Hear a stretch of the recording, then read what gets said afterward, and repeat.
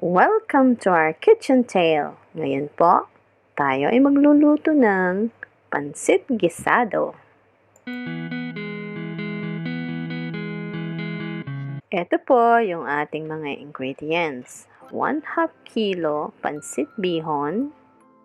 We need 6 cups of water. 1/4 kilo of string beans cut into pieces. 1/2 kilo of cabbage cut into pieces. A medium size of carrots cut into strips. 7 pieces cloves of garlic minced. 1 big size of onion minced. 1 to 2 pieces of chicken cubes. We need 8 tablespoons of soy sauce. 1/2 kilo of chicken breast and thigh mix and cut into cubes. 1/2 kilo of prawns peeled. 1/4 kilo of chicken gizzard. 1/4 kilo of chicken liver. 1/4 kilo of kikiam. 1/4 kilo of squid balls. And lastly, a teaspoon of salt and pepper or more. Now, let's do the procedure po. First, blanch po muna natin yung mga gulay sa hot water for 1 minute.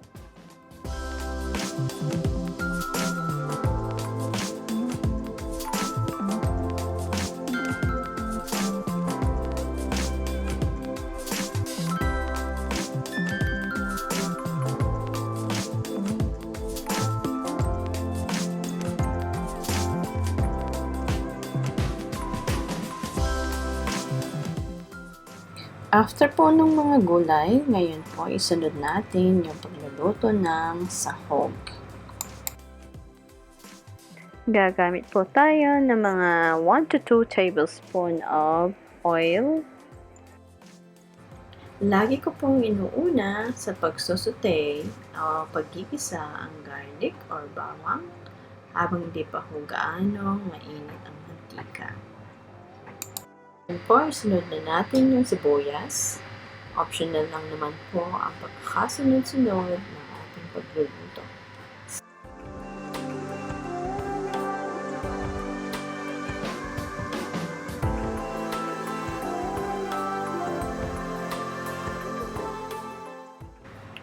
As you can see po, nilagay ko na yung chicken cube upang hindi tayo mahirapang lusawin ito. Then, isunod na po natin yung chicken at saka prawns. At hayaan po muna natin itong mag-simmer for about a minute or 2.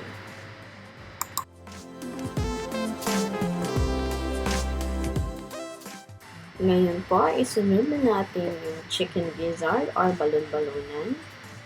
Actually, pinakuluan ko po muna yung balon-balunan for about 10 to 15 minutes upang ito ay malambot na at walang lansa. Ngayon po, ilagay na natin yung 2 tablespoons of soy sauce.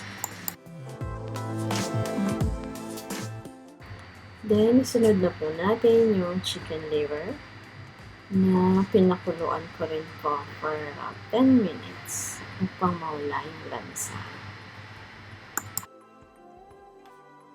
Then, add na po natin yung slices of squid balls at kikiam.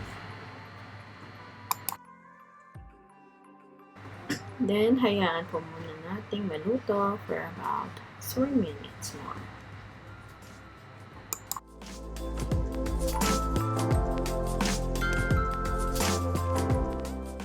Ngayon po, pwede na po natin ilagay yung mga gulay.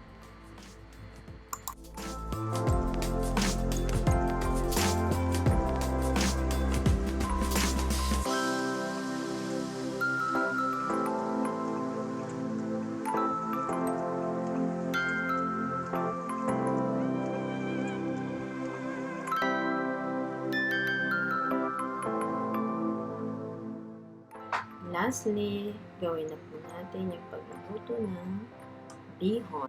We need 6 cups of water po para sa 1/2 kilo pancit bihon. Lalagay po ako ng chicken cube at 6 tablespoon of soy sauce para magkaroon po ng lasa yung pancit bihon. Pag medyo mainit na po yung water, pwede na po natin ilagay yung pancit bihon. Hindi na po natin kailangan ibabad ito sa tubig. And then, hayaan lamang po natin itong kumulo hanggang mawala po yung tubig.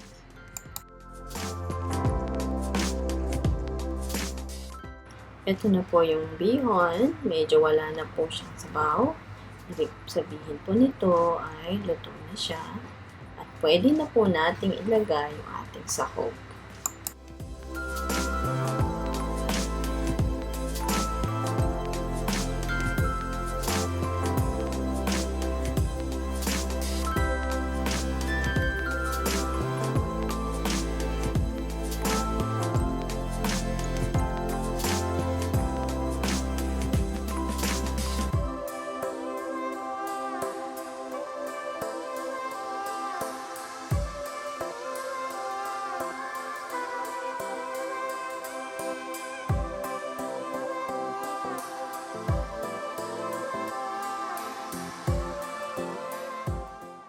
Ngayon po, ready na ang ating pancit guisado.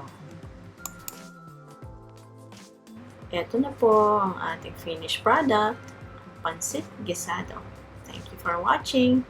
God bless!